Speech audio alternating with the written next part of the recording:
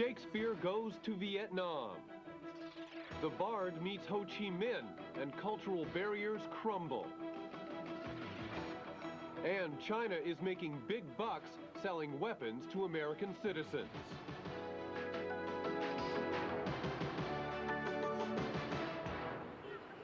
Welcome to the Pearl Report. Today we're in Vietnam to bring you a very unusual story with a unique cast of characters. They include Ho Chi Minh, Shakespeare, and a British lawyer.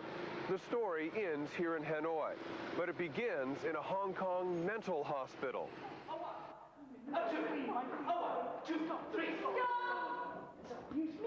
Music!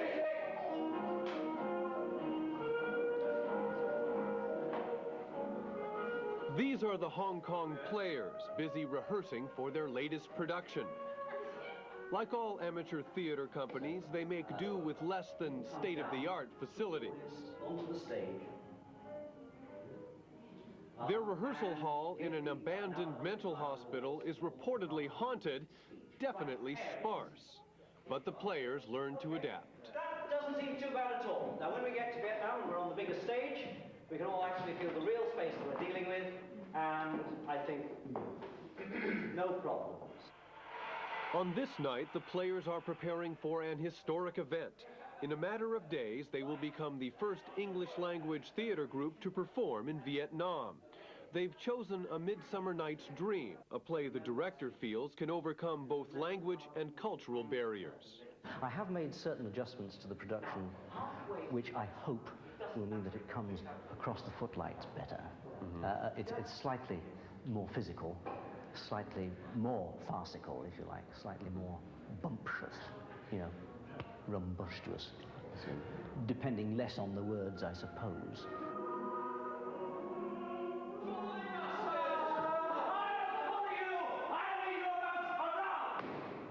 The Hong Kong Players are a non-profit group made up of people who don't mind working hard for free. The actors are lawyers, architects, policemen. They're also friends. That will come in handy in Hanoi. I'm going down with a completely open mind. It's a place that I would like to visit, and I think this is the best way to do it, with 35 friends and certainly like-minded people. The players aren't sure what's in store for them in Vietnam. At this point, they can only guess. They're beginning to enter uncharted territory. It'd be very different to Hong Kong, where we're going to find ourselves, I think, rather abrupt culture change. But there's no air conditioning, there's not very many cars, it's not the same sort of environment here. It's a very poor country. 30 years behind here, I say. But I believe the city is very lovely. It's the French colonial architecture, which is unspoiled. Maybe a little dilapidated, but very beautiful. I think this is the first time the group has gone international. Yes, indeed. This is our first international tour, you could say. The players don't see anything unusual about a group of Hong Kong expats traveling to Hanoi to perform a 16th century English play for Vietnamese. Well, they study Shakespeare at school and university in the Vietnamese language, and they have no opportunity to hear it performed by English actors in the English language. And they're very keen on exchanging cultures with different countries, so they're tremendously excited. Does that mean they wouldn't know if you do a bad job? I think they would. The trouble is, we will know. But there's a tradition of theatre in Vietnam. In fact, the students produced Othello in Vietnamese, and I understand that it was translated from the French version of Othello. So they got it from the English to French to Vietnamese. So just how did these part-time thespians convince a communist government to let them be the first foreigners to bring Shakespeare to Vietnam? One of the reasons that we're going is that one of my colleagues, her father, a long time ago, back in 1931, helped save Ho Chi Minh's life in Hong Kong. Ho Chi Minh, revolutionary, national hero. Back in 1931, he was just another anti-colonial communist trying to force the French out of Indochina and establish an independent Vietnam. Facing a death sentence, Ho fled to Hong Kong. The British security forces caught him and locked Ho up until he could be turned over to the French and certain death.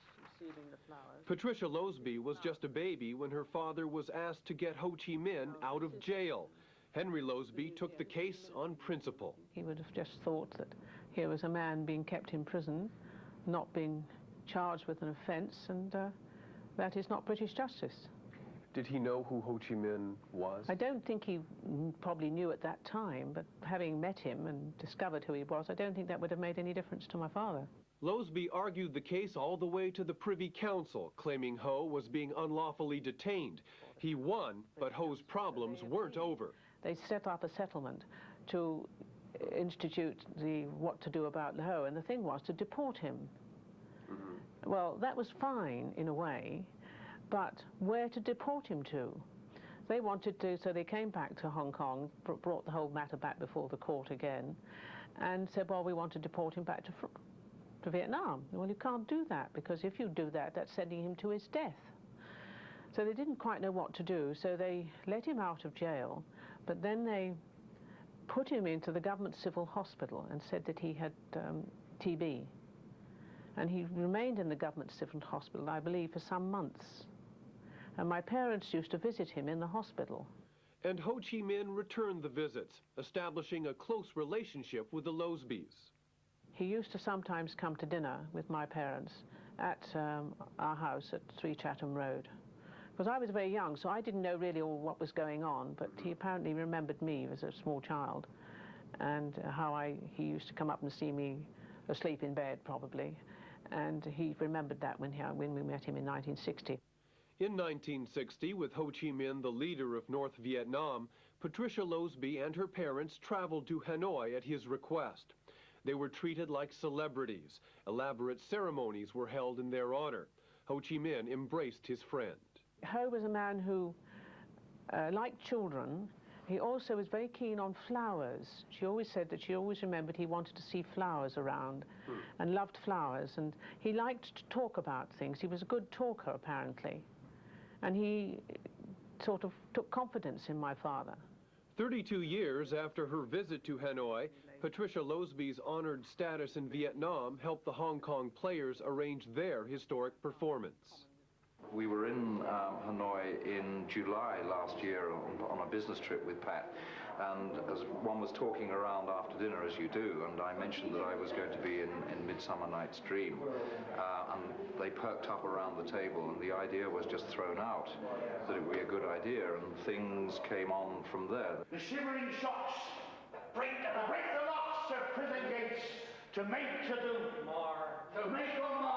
So the players spent several weeks preparing for the unknown, struggling to remember their lines. It was also bloody awful. There are two plays going on. One's the play we're doing on the stage, and the other play is, you know, sorting out the hotels, sorting out the flights, making sure that everybody's there, making sure we've got all the costumes, that nothing's left behind, and that's the other play. You know, whether or not that's going to prove the harder one to crack, I don't know. So the cast arrived here finally in Hanoi, eager to bring Shakespeare to the people of Vietnam. But they still faced plenty of challenges, not the least of which was a Cold War-style theater. Up a little. Hanoi's youth theater was not prepared for Shakespeare or the needs of modern Western stage presentation. The technical members of the group have their work cut out for them. Still, the problems are solved one by one, and the players take the stage for rehearsals.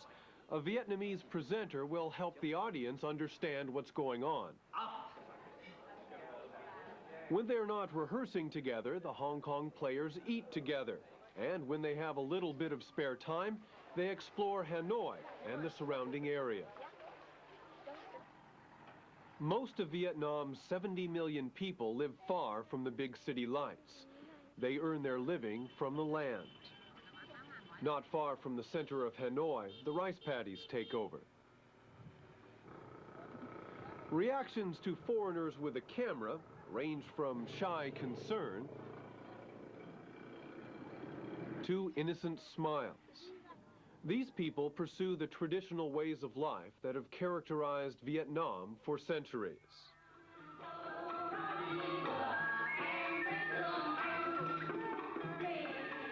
Those traditions carry over into the arts.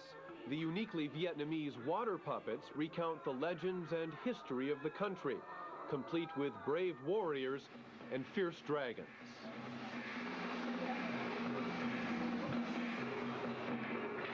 That would greatly increase the amount of plasticity. The Hong Kong players also get a chance to share Western theatrical techniques with young actors. Although the country has a rich cultural heritage, the performing arts in Vietnam receive minimal funding. The players' appearance in Hanoi has opened a valuable exchange. But the play's the thing. The big night finally arrives. Backstage, the players begin a ritual that actors have followed for centuries, with some alterations, however. Jackie, could you pull down my trousers? Well. Doctor, I think I'm a sheep. Open your mouth and say bah.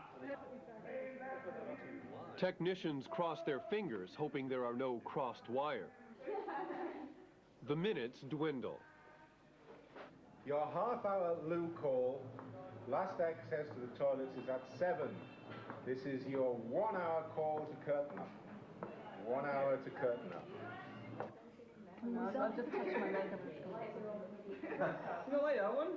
So tell you another one. Dad, there's a man at the door with a bill. What's the problem with this? Shortly before the curtain rises, the players learn the show almost didn't go on. This afternoon, they double booked the theater this afternoon. They all came back from lunch, and there was a group rehearsing on stage with dancing girls and microphones and everything else like that. Jeez. So they had to get them off the stage. But there's no time left now to worry. They'd already changed it. Yeah, so...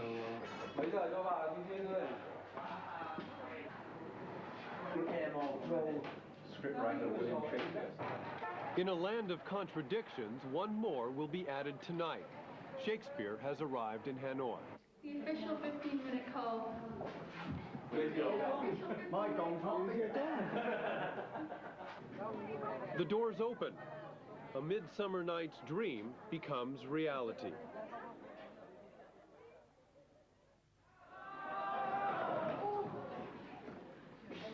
Suddenly, the words of William Shakespeare fill the theater. Rings, gauds, conceits, knacks, trifles, nosegays, sweetmeats. When I have sat and been that horse beguiled. Do Puck, Thisbe, and the fairies come across the barrier and touch the audience? I love thee. Yes.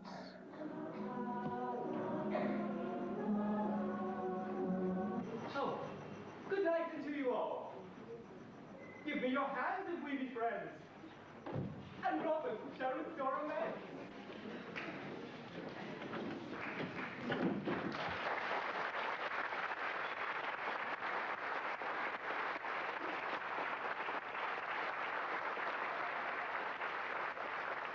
Several hours later, as Hanoi sleeps, the Hong Kong players find their way into the night.